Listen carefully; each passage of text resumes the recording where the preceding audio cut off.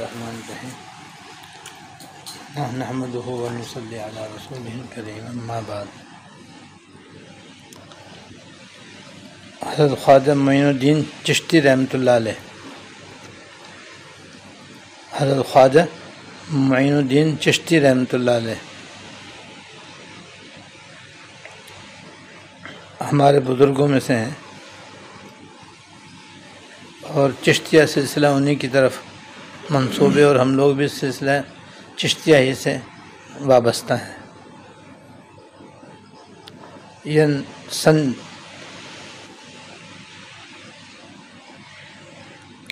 6 یا 5ویں صدی سے ان کا تعلق ہے، یعنی بہت پرانے بزرگ ہیں۔ ہندوستان میں سارا ان کا فیض پھیلا ہوا ہے۔ یہ جو بزرگ تھے انتہائی حلیم اور بردبار تھے، اور بہت ہی زیادہ اپنے ساتھ زیادتی کرنے والوں کے کو درگزر کرنے کے عادی تھے۔ یہ دو وصف ایسے ہیں کہ اللہ تعالی ہم سب کو نصیب فرمائے کہ یہ انسان کو کہیں سے کہیں پہنچانے والے ہیں۔ دنیا میں بھی آدمی کو عزت ملتی ہے، عافیت ملتی ہے، آخرت میں بھی اس کا بڑا اونچا مقام ہے۔ اور اس کے مقابلے میں معاف نہ کرنا، غصہ کرنا، ضد اور ہردرمی اختیار کرنا بدترین عادتیں ہیں، بدترین گناہ ہے، جس سے گھر کے گھر اجڑ جاتے ہیں، تباہ و برباد ہو جاتے ہیں۔ کتنے آدمی وظیفے کھینچ لے، اور کتنے آدمی چلے کر لے، اور کتنے آدمی نفلیں پڑھ لے، اگر اس کے اندر غصہ ہے، ضد ہے، ہٹ درمی ہے، انانیت ہے، اپنے غلطی نہ ماننا ہے، دوسروں کو قصوروار سمجھنا ہے، تو وہ بدترین گناہ کے اندر مبتلا ہے۔ اس کو دنیا میں بھی تباہی کا سامنا کرنا پڑتا ہے، آخرت میں بھی بڑا اس کا عذاب اور سخت عذاب ہے، اللہ بچائے۔ حضرت خواجہ معین الدین چشتی رحمۃ اللہ علیہ بزرگوں میں سے ہیں، اور ان میں خاص طور سے یہ 2 صفت پائی جاتی ہے، ایک صبر و تحمل، حلم و بردباری، اور درگزر سے کام لینا۔ اور ایک حدیث بھی یاد آ گئی بیچ میں، وہی بتا دوں۔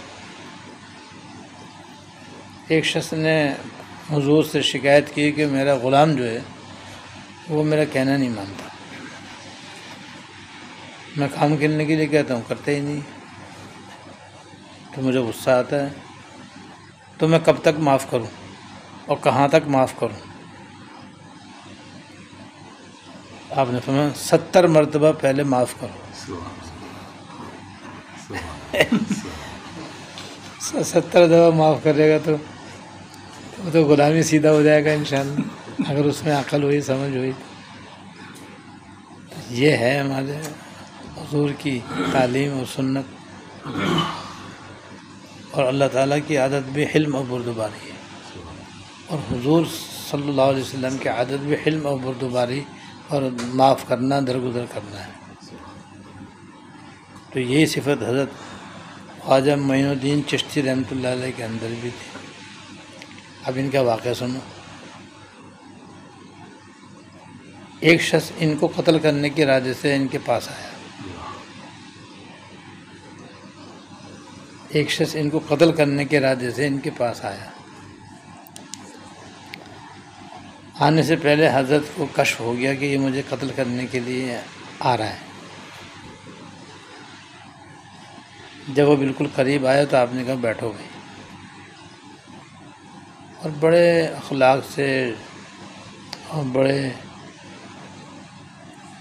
محبت سے پیش آئے، اور نہایت نرمی سے آپ نے ان سے باتیں کی، اور کہا کہ بھائی تم جس ارادے سے آئے وہ کر لو۔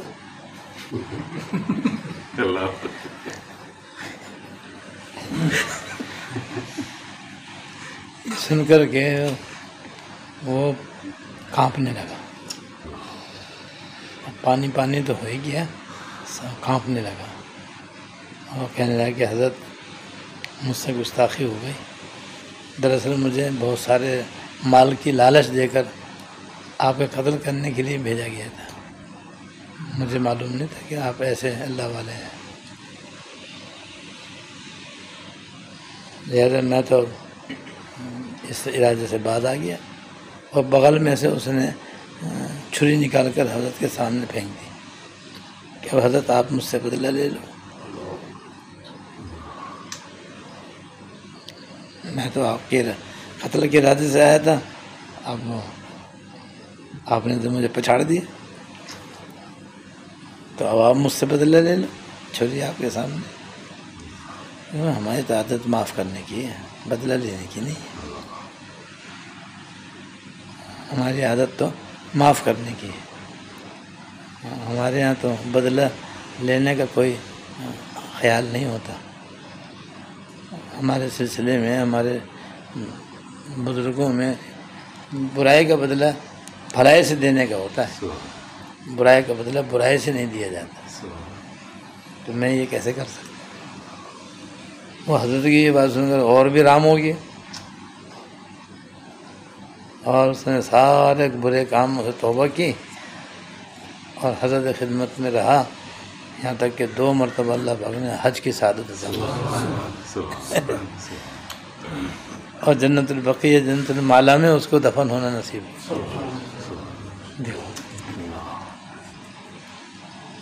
تو یہ اللہ والوں کا فیض ہے، لیکن ان کا یہ فیض ان کے حلم اور بردباری اور معاف اور درگزر کرنے کی وجہ سے ہے یہ، اور ہم اپنے غصہ اپنے ساتھ لیے پھرتے ہیں اور ناک پہ غصہ رکھے ہوئے ہیں، اب چاہے اولاد رہے نہ رہے، بیوی رہے نہ رہے، بہن بھائی رہیں نہ رہیں، بس ہم تو اپنے غصے میں بھرے رہتے ہیں کہ بھئی یہ تو دنیا میں بھی تباہی کا نسخہ ہے اور آخرت میں بھی اللہ تعالیٰ کے قہر اور عذاب کو دعوت دینے کا نسخہ ہے۔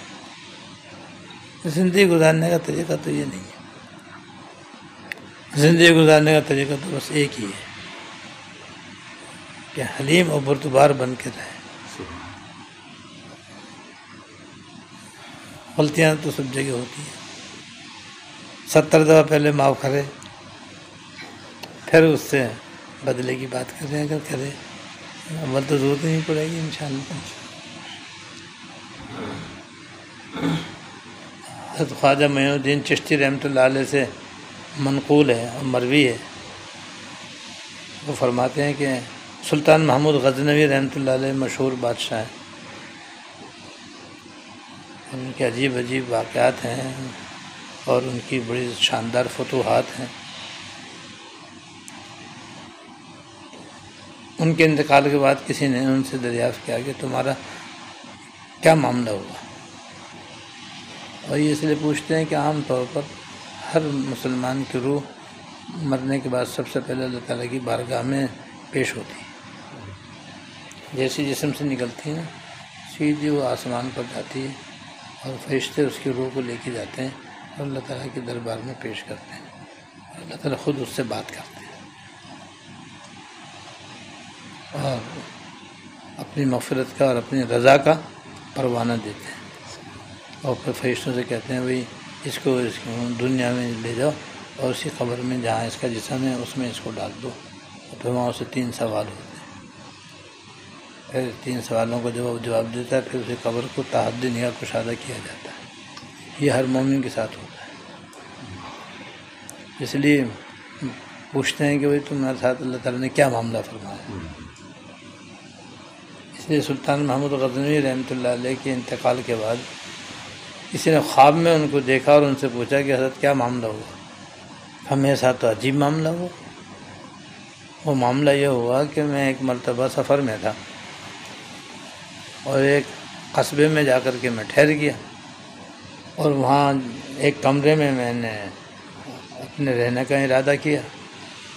جب سونے کا ارادہ کیا، جب میں نے سونے کا ارادہ کیا تو اچانک وہی نظر پڑی کہ طاقچے کے اندر قرآن شریف کا ایک ورقہ رکھا ہوا ہے۔ قرآن شریف کا ورقہ پھٹ گیا ہوگا یا نکل گیا ہوگا. پورا قرآن شریف نہیں، قرآن شریف کا ایک ورق تاکچے میں رکھا ہوا ہے. اب میں نے سوچا بھائی اس کی طرف پیر کر کے سونا تو بے ادبی کی بات ہے، لہذا میں اس کی طرف پیر تو کر نہیں سکتا. تو پھر میرا خیال آیا کہ لاؤ اس کو میں کہیں اور رکھوا دوں، پھر میں آرام سے سو جاؤں. تو پھر میرے دل میں یہ خیال آیا کہ وہ تو اپنے آرام کی خاطر اس کو اپنی جگہ سے ہٹا رہا ہے. یہ تو اچھی بات نہیں. اپنے آرام کے خاطر اللہ کے کلام کے ورقے کو تو یہاں سے اٹھا رہا ہے اور کسی اور جگہ رکھوا رہا ہے، یہ تو مناسب نہیں. لہذا میں اس سے ہی باز آ گیا اور پھر ساری رات میں بیٹھے ہی رہا. نہ میں نے پاؤں پھیلائے، نہ میں نے اس کی طرف پیر کر کے سویا. ادب کی وجہ سے بیٹھے رہا. کہتے ہیں میرے اس ادب کی وجہ سے اللہ پاک راضی ہو گیا اور میری مغفرت. کہ تم نے ہمارے کلام کا اتنا ادب کیا، ہم بھی تمہیں معاف کر دیں. اللہ تو اصل چیز ادب ہی ہے. جتنا آدمی کے اندر ادب ہوتا ہے اتنا ہی زیادہ آدمی کو فائدہ ہوتا ہے، اور یہی ادب انسان کے لیے ذریعہ نجات بنتا ہے. اللہ تعالیٰ ہم سب کو توفیق عمل عطا فرمائے، اپنے اندر حلم اور بردباری پیدا کرنے کی توفیق دے. غصہ، انانیت، تکبر، بڑائی اور اپنے آپ کو بے قصور سمجھنا، دوسرے قصوروار سمجھنا، یہ تکبر کہلاتا ہے. اس سے ہمیشہ بچنے کی توفیق دے، اور جن چیزوں کا ادب اللہ اس کے رسول نے بتایا ہے دل و جان سے کرنے کی توفیق عطا فرمائے. ایک قصہ اسی سے ملتا جلتا اور یاد آ گیا. حافظ ابن حجر رحمۃ اللہ علیہ بہت بڑے محدث گزرے ہیں، اور ان کا اللہ تعالیٰ کا ذکر کرنے کا یہ حال تھا کہ وہ قلم دوات سے حدیثیں لکھتے رہتے، اور جب وہ حدیث شریف لکھنے کے لیے قلم بناتے، کیونکہ پہلے زمانے میں لکڑی کے قلم ہوتے تھے، سرکنڈے کے نرکل کے قلم بنتے تھے، تو ان کو چھیلنا بھی پڑتا ہے، تراشنا بھی پڑتا ہے. تراشنے کے لیے آخر میں چھری سے قط لگتا ہے اس کے اندر، تو اسی حساب سے وہ موٹا پتلا بنتا ہے. تو جب وہ قلم کو درست کرنے کے لیے اسے چھیلتے، اس دوران لا الہ الا اللہ لا الہ الا اللہ پڑھتے تھے. یعنی اتنا سا جو وقت ہے جو چھیلنے اور قلم کو باریک کرنے، خط لگانے میں لگتا ہے، یہ بھی غفلت میں نہیں گزرتا. تو جب ان کا انتقال ہو گیا تو کسی نے ان سے پوچھا کہ حضرت آپ کے ساتھ کیا معاملہ ہوا؟ کہا یہ معاملہ ہوا کہ ایک مرتبہ میں حدیث شریف لکھنے کے لیے بیٹھا ہوا تھا، اور میں نے وہ قلم دوات کے اندر ڈال کر روشنائی لی، اور لے کر کے میں نے اوپر کیا لکھنے کے ارادے سے، مکھی آگے اس پہ بیٹھ گئی اور وہ جناب سیاہی چوسنے لگی.